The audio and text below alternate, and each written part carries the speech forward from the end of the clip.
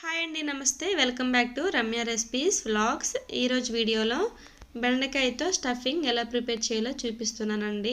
చాలా టేస్టీగా ఉంటుంది. స్పైసీ ఎక్కువగా ఇష్టపడే వాళ్ళకి ఇది బాగా నచ్చుతుందండి. తప్పకుండా ఒకసారి ఇలా ట్రై చేసి చూడండి. చాలా సింపుల్గా కూడా ప్రిపేర్ చేసుకోవచ్చు. ఇంకా కర్రీస్ ఏం లేనప్పుడు ఈ విధంగా ఒకసారి ప్రిపేర్ చేసుకుంటే రసంతో సర్వ్ చేసుకుంటే చాలా బాగుంటుంది. దీనికోసం ముందుగా ఒకటి పూర్తిగా వెల్లుల్లి తీసుకొని పొట్టు ఒలుచుకొని అల్లం దంచుకునే దాంట్లో వేసుకోవాలి. ఇప్పుడు 1/2 టీ స్పూన్ పసుపు వేయాలి. అలాగే 1.5 స్పూన్ కారం వేసుకోవాలి. తర్వాత 1 స్పూన్ సాల్ట్ వేయాలి. వీటన్నిటిని వేసుకొని కచ్చాపచ్చాగా బాగా దంచుకోవాలి.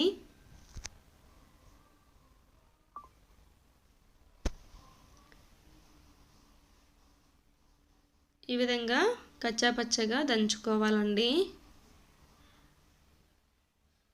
ఇలా దంచుకున్న తర్వాత పక్కన పెట్టుకొని 1/2 కేజీ బెండకాయలు తీసుకొని ఈ విధంగా మధ్యకి కట్ చేసుకోవాలి.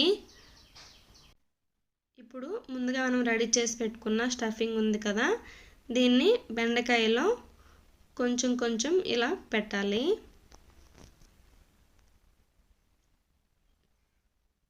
చేత్తో అయితేనే మనకి పెట్టడానికి వీలవుతుంది. ఇలానే బెండకాయలన్నిటికీ పెట్టాలి.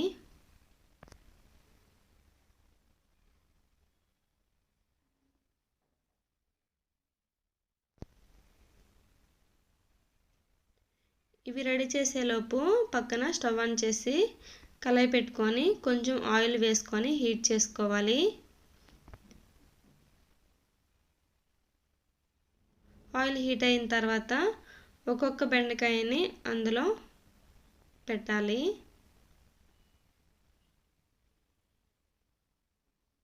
ఈ విధంగా అన్నిటిని సెట్ చేసుకున్న తర్వాత మూత పెట్టి సిమ్లోకి అడ్జస్ట్ చేసుకొని 5 నిమిషాల పాటు ఫ్రై చేసుకోవాలి. మూత పెడితే బెండకాయ లోపల వరకు ఉడుకుతుందండి, అసలు పచ్చిగా లేకుండా. 5 నిమిషాల తర్వాత చూడండి, మూత తీసి ఈ విధంగా రివర్స్ చేసుకోవాలి.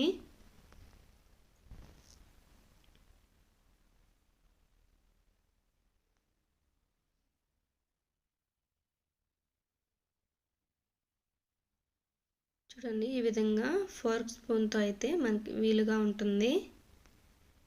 మళ్ళీ మూత పెట్టి మరొక 5-6 నిమిషాల పాటు ఫ్రై చేసుకోవాలి.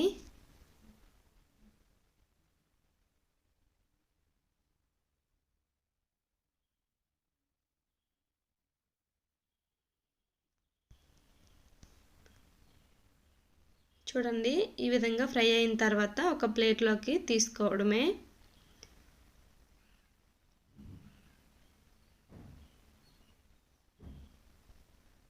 ఇంతేనండి, రెడీ అయిపోయింది. ఇప్పుడు ప్లేట్లోకి సర్వ్ చేసుకుందాం.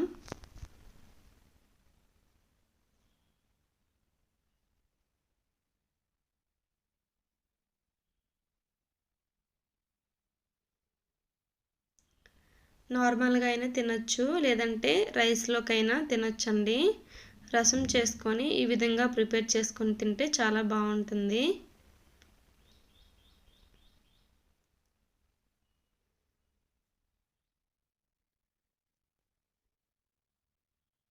ఇంతేనండి, రెడీ అయిపోయింది బెండకాయ స్టఫింగ్. ఈ రెసిపీ మీకు నచ్చినట్టయితే నా ఛానల్ని లైక్ చేసి షేర్ చేసి సబ్స్క్రైబ్ చేయండి. బెల్ ఐకాన్ని తప్పకుండా క్లిక్ చేయండి. ఈ రెసిపీ మీకు ఎలా వచ్చిందో కామెంట్ సెక్షన్లో నాతో తప్పకుండా షేర్ చేసుకోండి. మీకు ఇంకేమైనా రెసిపీస్ కావాలంటే కామెంట్ సెక్షన్లో అడగండి, తప్పకుండా చేస్తాను. Thank you for watching.